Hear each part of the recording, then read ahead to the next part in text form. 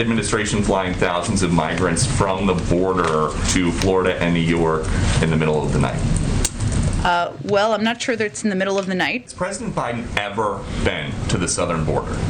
In his life? Yes. I will have to look back in my history books. In terms of specific conversations, I'd refer to the State Department. They would have more specifics. I would send you to DHS for any more specifics. Is there going to be a softer, I guess, approach in dealing with Senator Manchin? I would doubt he's a withering flower on the side of the road. I'm happy to circle back with our team on that specific report. Circle back, circle back, circle back, circle back. I hate to disappoint conservative Twitter, but I am going to circle back.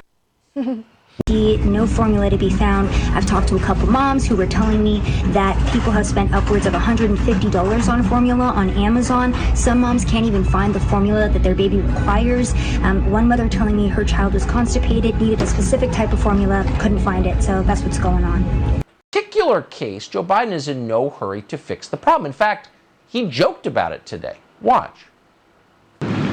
If we'd been better mind readers, I guess we could have, but we moved as quickly as the problem became apparent to us.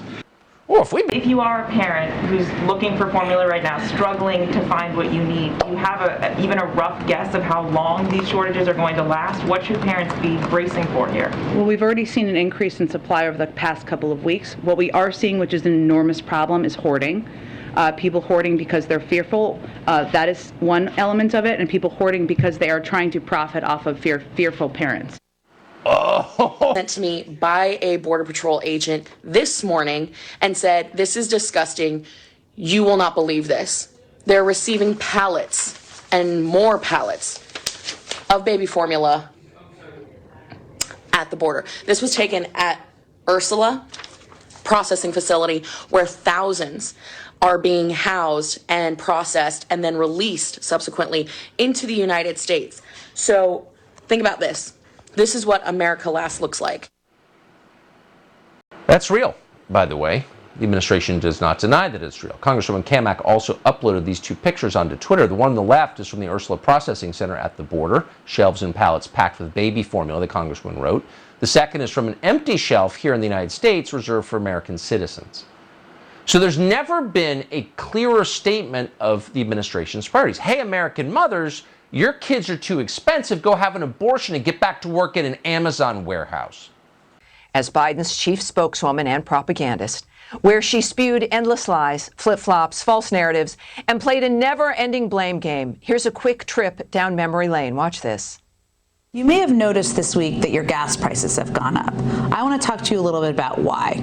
A lot of it has to do with Vladimir Putin. It's broadly known and widely known, Peter, that there was a broad range of Russian disinformation back in 2020. Why is the administration flying thousands of migrants from the border to Florida and New York in the middle of the night? Well, I'm not sure that it's in the middle of the night. As individuals come across the border and they are both assessed for whether they have any symptoms. If they have symptoms, the intention is for them to be quarantined. That is our process. They're not intending to stay here for a lengthy period of time. President still believe that Build Back Better will not add a dime to the national debt? Correct, it won't. Why should Americans believe that? Because it won't.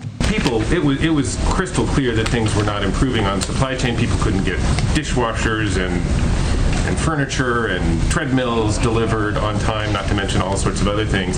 So why is it... The tragedy of the treadmill that's delayed. Right. And last thing I just want to do before we get to your questions, I often note I'm going to circle back. I hate to disappoint conservative Twitter, but I am going to circle back on a number of things, as we often do directly.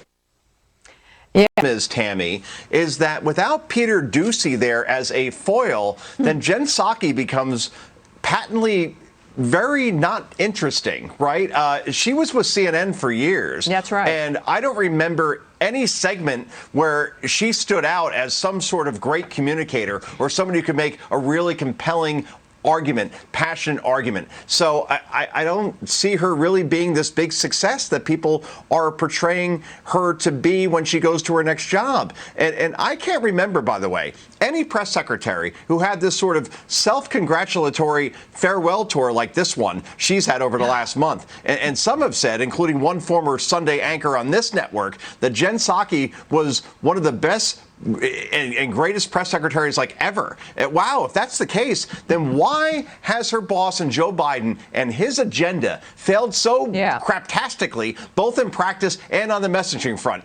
Let's look.